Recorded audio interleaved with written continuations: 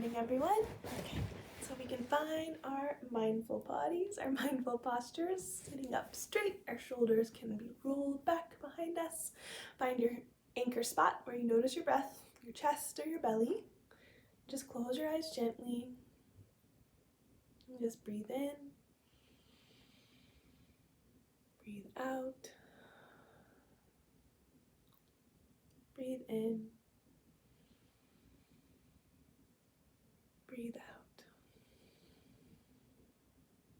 And just check in with yourself, how you're feeling today. And keep your eyes closed as you listen to the sound of the bell.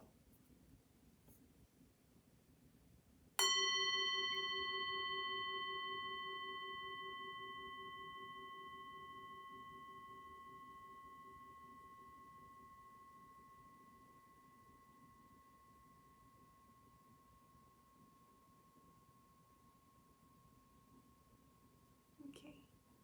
So for our mindful moment today, I'm going to ask you to find a pen or a pencil. So if you need to pause this right now to go do so, do that. Pause. Okay, so now that you're back with your pen or pencil in your hand, I just want us to take a moment and we're going to hold our writing utensil in our hand, and I just want you to take a moment and look at it. Really look at the pen or pencil. Notice if there's a button to push. Notice the colors. Notice the texture. Think about how it writes. The ink or the lead or graphite in it. Think about all the things that you've written with it or drawn. And really just take a moment to be grateful for this pen or this pencil in your life, for all the things that you've used it for, all the things you'll use it for in the future. So we're going to hold our pen or pencil and we're just going to say thank you. And we're going to place it down. So today's story is Malala's Magic Pencil. So it's written by Malala Yousafzai and illustrated by Karis Kouet.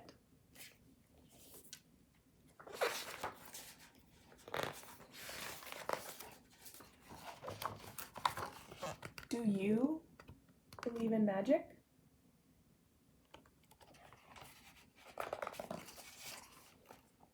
When I was younger, I used to watch a TV show about a boy who had a magic pencil. If he was hungry, he drew a bowl of curry, and it appeared. If he and his friends were in danger, he drew a police officer. The boy was a little hero, always protecting people who needed help. How I wanted a magic pencil too.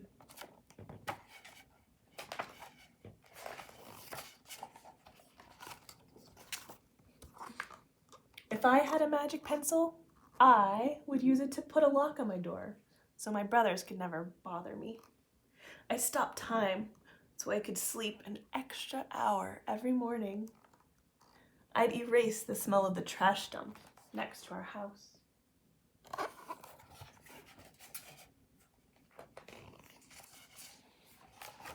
After, then I would use it to make other people happy.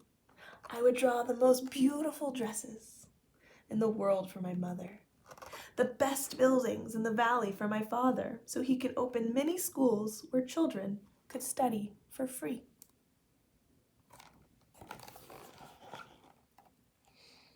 I'd draw a proper ball so my brothers and I no longer had to play with an old sock stuffed with rubbish.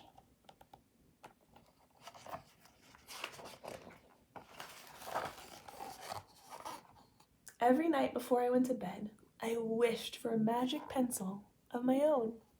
And every morning, I would wake up and check my cupboard, but the magic pencil was never there. One day, I was throwing away potato peels and eggshells at the dump. I was wrinkling my nose, swatting away flies and making sure I didn't step on anything dirty in my nice shoes when I saw a girl my age sorting trash into piles. Nearby, boys were fishing for metal scraps using magnets on strings.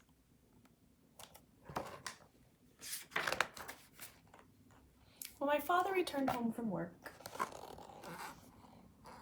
I told him what I'd seen. It made him sad. "Abba," I said. "Yes, Johnny," he said back. I always liked when he called me dear one. "Why haven't I seen that girl in my class?" "Because," he said, but he didn't finish right away. "Because, Johnny, in our country, not everyone sends their daughters to school, and some children must work to support their family. Those boys will sell the metal scraps they find. If they went to school, their families would go hungry. School was my favorite place, but I had never considered myself lucky to go."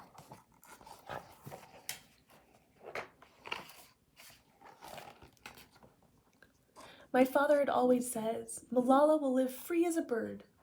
Now I wondered how free I'd truly be.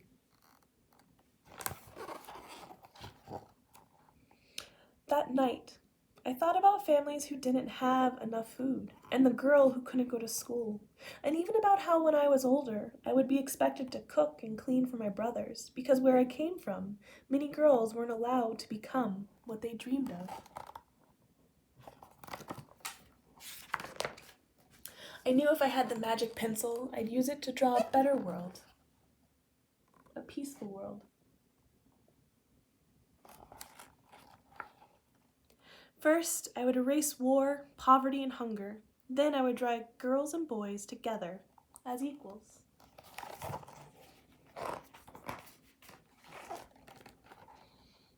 Over the next few years, instead of wishing for a magic pencil every night, I worked hard in school every day.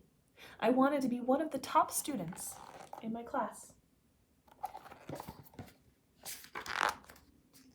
But soon, powerful and dangerous men declared that girls were forbidden from attending school. They walked the streets of our city now.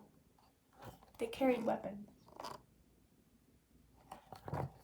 How do you think that made her feel?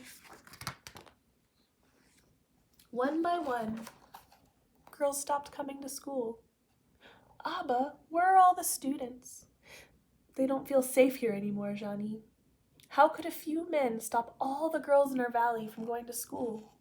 If more people knew what was happening to us, I thought it might help."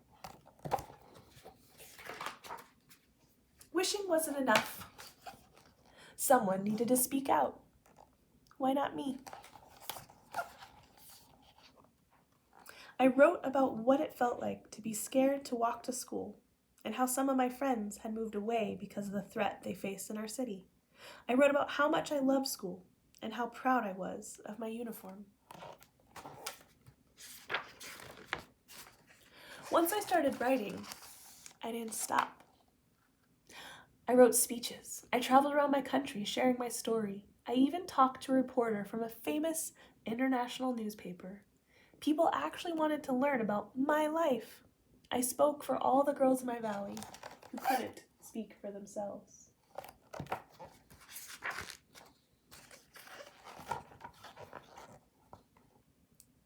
My voice became so powerful, the dangerous men tried to silence me, but they failed.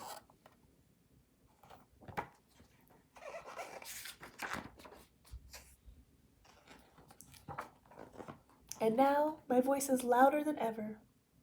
Louder because people have joined me, and together we make a chorus, standing up for what we believe.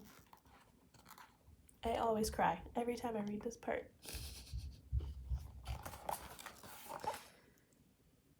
We raise our voices for those in need. We raise our voices to help people in danger, even if they are an ocean away. We think of the world as a family.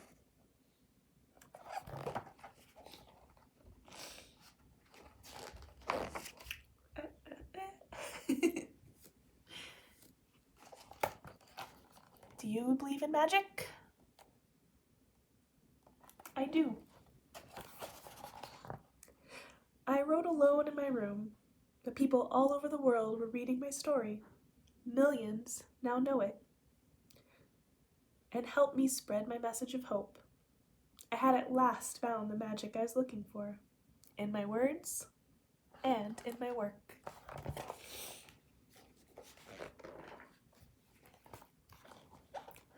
I am Malala.